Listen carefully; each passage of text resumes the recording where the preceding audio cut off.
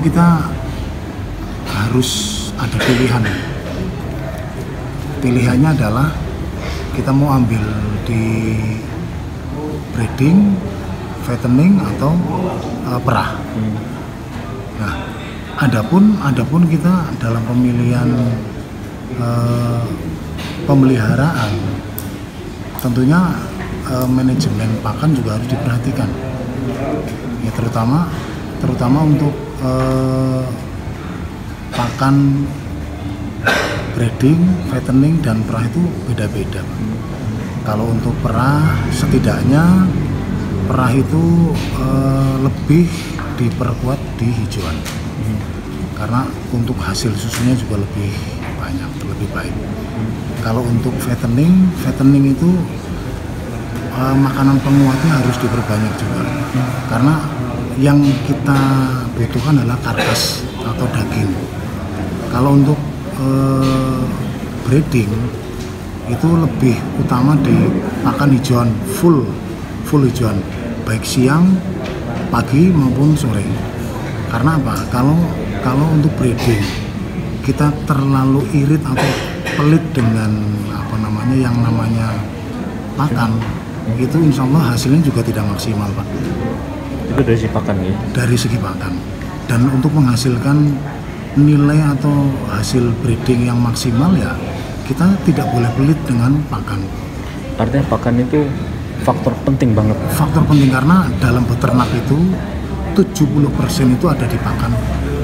70%. Jadi kalau pakan kita ambil 50% itu tidak maksimal. Kalau yang 30% tadi apa? 30% pemeliharaan, Pak. 30% pemeliharaan. Mungkin ada kita kasih tambahan dari konsentrat, tetap larinya ke arah pakan. Kalau konsentrat itu kan hanya penguat, Pak. Kalau kita ambil dari seratnya, ya dari hijau-hijau itu, dari rumput odot ataupun pacong, terus indigo vera. Kalau daun indigo vera itu masuk kategori konsentratnya hijauan, Pak. Jadi tanpa konsentrat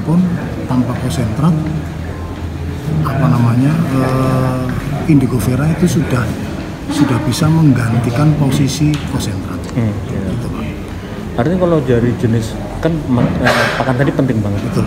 Jenis apa yang cocok untuk, mungkin ada perbedaan nggak yang untuk breeding, untuk susu dan sebagainya?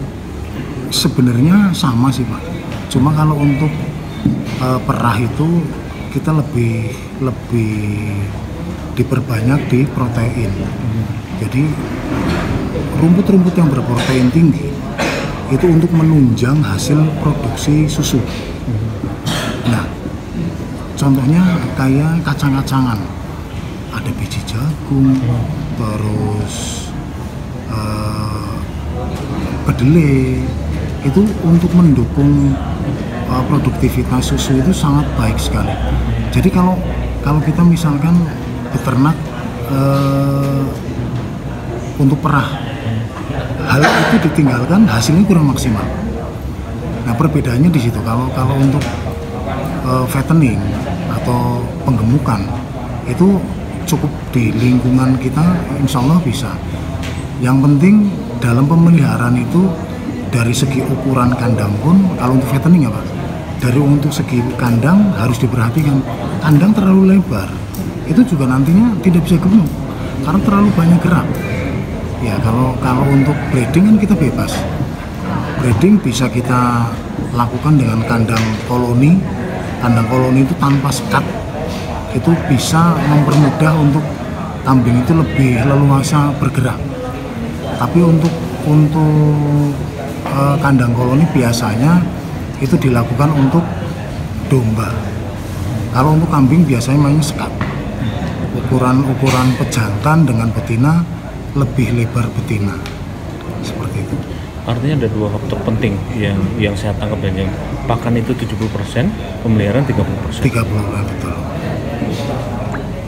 Dalam teori yang saya pelajari di kandang saya, pakan itu untuk hijauan ya, kita bilang untuk hijauan itu rumput, jenis-jenis rumput apapun itu, mulai mau pacong, mau baka, red snapper, odot dan lain sebagainya, dan 60% legum rambanan. Itu formulasi yang paling bagus sekali. Kenapa legum? Karena protein, nilai proteinnya itu lebih tinggi, Pak. Benar, memang untuk produktivitas kalau untuk legum lambat, tapi di proteinnya dia tinggi. Kalau untuk rumput-rumput produktivitas dia cepat, tapi nilai proteinnya kurang. Nah, itu kenapa kita harus bisa mempadukan ya. Kalau kita menyiapkan bank pakan itu sangat harus kita perhatikan sekali, karena apa yang tadi disampaikan oleh Pak Nazir, untuk tingkat kiat sukses berternak itu 70% di pakan. Karena pakan itu kalau kita nggak memahami betul untuk menyiasati, untuk menyiapkan bank pakan itu, nanti efeknya ya di ternak kita kurang maksimal.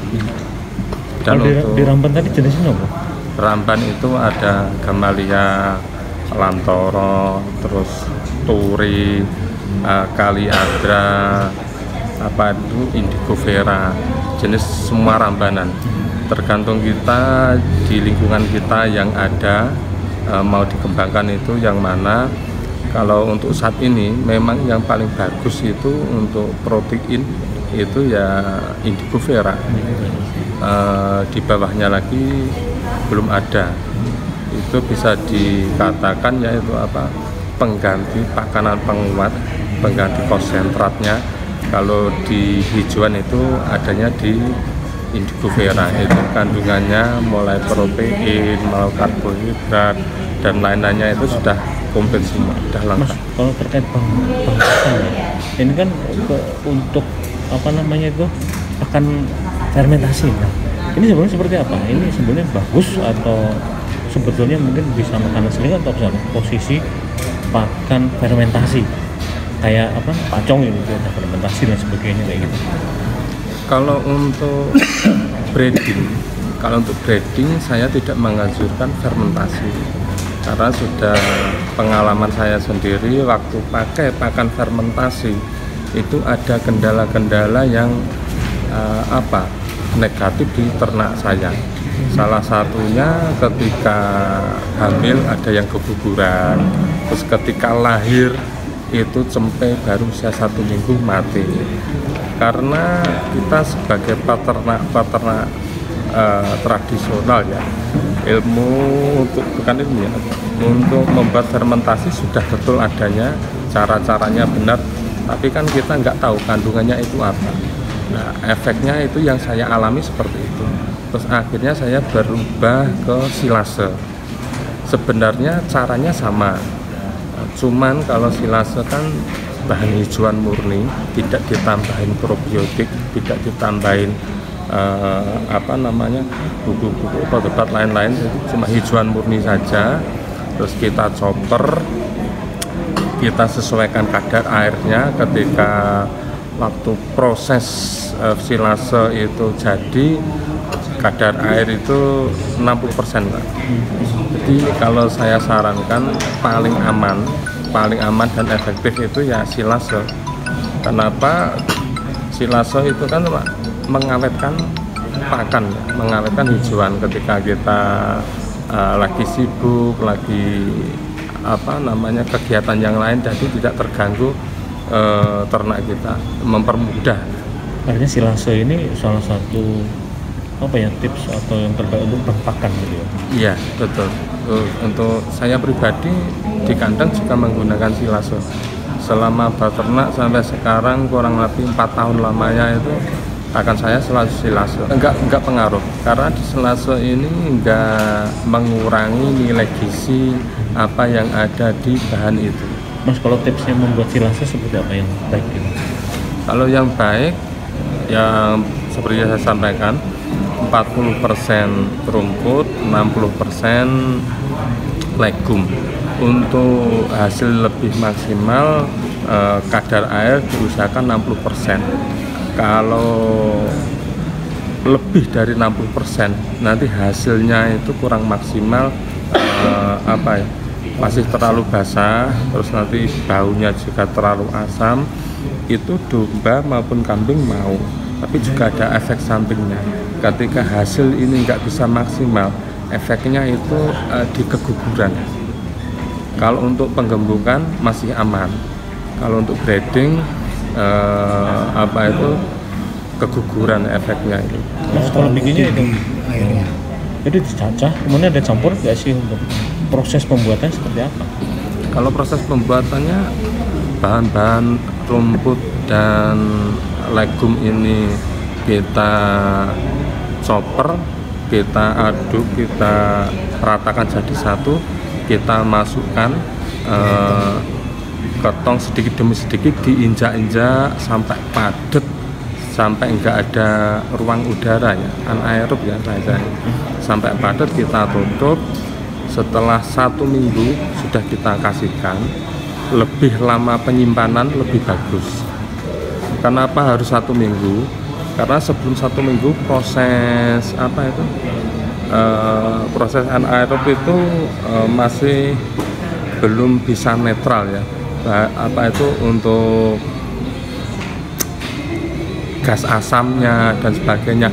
Kalau kurang 1 minggu, yaitu efek sampingnya nanti bisa di keguguran kalau untuk indukan. Kalau untuk breeding paling aman 1 minggu itu sudah netral semuanya. Itu lebih lama, lebih bagus dikasihkan peternak itu. Artinya nggak ada campuran apapun ya? Nggak ada campuran apapun. Yang penting padat, kemudian ditutup rapat gitu, kedap udara. Iya. Ini kenapa dipilih Magetan, kemudian kenapa dipilihnya adalah peternakan kambing? Dipilih Magetan ini, saya kira Magetan ini potensi untuk perkembangan ternak kambing. Dan ternak kambing itu pasarnya itu luar biasa. Jadi masih banyak konsumen yang memerlukan daging kambing. Sehingga harapan kita petani-petani di Magetan itu juga harus ternak kambing, karena mereka itu kalau punya kambing itu bisa untuk memproduksi pupuk, untuk memproduksi pupuk organik. Di samping itu juga perawatannya tidak begitu susah. Untuk itu ini kita pilih Magetan supaya Magetan nanti selanjutnya menjadi, kalau bisa ya, menjadi sentra kambing. Jadi masyarakat itu kalau mencari kambing itu di Magetan, dan saya kira sekarang peternak kambing itu sudah mulai profesional. Saya lihat di mana-mana kandangnya juga sudah bagus, perawatannya sudah bagus, pemberian makannya juga sudah standar. Pak, kalau program mungkin untuk mendorong itu lebih, karena jenengan kan tadi bilang dari sisi pemeliharaan, dari sisi ini sudah bagus gitu. Untuk lebih mendorong lagi ternak kambing di Magetan, apa yang penting? Pertama, untuk mendorong peternak kambing itu harus dimulai dari pembibitan kambingnya, supaya petani dan peternak kambing itu tidak memelihara kambing yang sumbernya asal-asalan, karena itu dasar fondasi dari ternak kambing, supaya memilih ternak kambing yang bagus. Dan mereka harus concern kepada jenis tertentu. Kalau misalnya kambing bur ya kambing bur, kalau kambing ekor pipik ya ekor pipik, telinga itu jangan lalu kambing itu asal-asalan atau dicampur, jangan. Dan ini memang saat ini menjadi permasalahan di Magetan adalah perbaikan genetik. Ya. Nah, yang kan jenengan lakukan apa? Mereka kesulitan untuk mendatangkan bibit yang baik. Nanti kita bisa cross ke Ponorogo kalau memang Magetan nanti butuh bibit yang baik, karena kita punya kelompok peternak kambing. Jadi istilahnya peternak kambing bersatu, PKB. PKB itu peternak kambing bersatu istilahnya. Ya. Jadi di Ponorogo itu kita sudah punya percontohan, kandang-kandangnya juga sudah standar, cara memberi makannya sudah juga standar, dan itu bisa mensuplai beberapa anak yang bagus untuk Kabupaten Trenggalek. Kalau nanti Magetan memang perlu kita incatkan ke Ponorogo, itu kita perlu incatkan di Ponorogo. Fasilitator jenengan gitu. Boleh maksudnya kami. Artinya kami bukan peternak ya, itu bisa mengelingkan supaya mereka saling tukar informasi, tukar cara memelihara kambing, terus kambing yang varietas unggul itu siapa. Saya kira Bu Kepala Dinas kan juga sudah menguasai lah kira-kira itu. Ya, sebenarnya saya sempat baca pembicaraan apa yang ditulis di media yang kemarin itu, bahwa terung dinyatakan ada banyak yang mati karena LSD. Sementara di kami belum ada laporan itu. Kemarin info dari Mas Kota juga ya, kalau di sana PMK yang baru kita ketemukan itu PMK, karena memang di Terung kami kesulitan untuk melaksanakan program vaksinasi di sana, sehingga akhirnya yang kita disampaikan kami ada kematian 1 ekor ternak milik kelompok, dan itu karena sejarahnya karena PMK itu pun kasus penyakitnya tidak dilayani oleh dokter hewan dari dinas, tapi oleh dokter hewan mandiri. Dan setelah ada kasus penyakit itu baru dilaporkan, kasus kematian itu baru dilaporkan ke kami. Kalau yang terkait LSD kita belum ada laporan dari petugas di sana banyak kasus LSD. Mungkin kami akan segera kontak petugas untuk monef di sana. Artinya kalau Terung masih PMK ya, bukan LSD? Sementara info yang saya dapat dari laporan teman-teman PMK, dan memang PMA itu karena Terung tidak mau divaksin. Persentase berapa sih, Bun? Ada yang divaksin di sana tuh?